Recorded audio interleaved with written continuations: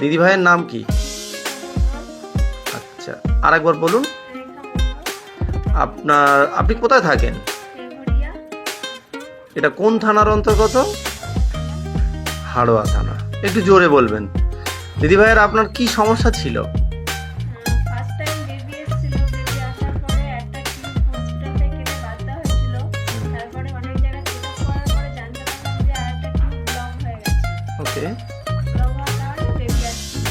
আচ্ছা তারপরে অনেক ডক্টর দেখিয়েছিলাম, এনআরএস দেখিয়েছিলাম, অনেক ডক্টর দেখিয়েছিলাম। আচ্ছা। বেবি আসছিল না। একদিন আমাকে বললো যে এরা ফ্লুইড বলে একটা ওষুধ আছে, একটু খেতে, সেই খাওয়ার পরে টিউব খোলা গেলে বেবি চলে আসে। আচ্ছা, তো দিদি ভাই জানতে চাইছি যে ওটা আপনার বেবি কত বছর মানে আসছিল না, হচ্ছিল না তারপরে? ওই বেবিটা এসেছিল 4 মাসে, তারপরে 1 বছরের বেবি এসেছিল। টোটাল কত বছর পরে আপনার সন্তান এলো? 3 বছর পরে।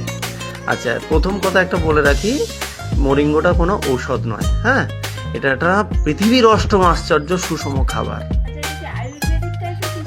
না, এটা আয়ুর্বেদিকও নয়, এটা এক ধরনের বিশুদ্ধ খাবার। আপনি কিন্তু প্রাকৃতিক উপায়ে প্রাকৃতিক নিয়মে মা হয়েছেন, ঠিক আছে? আর এটা কত মাস খেয়েছেন এটা?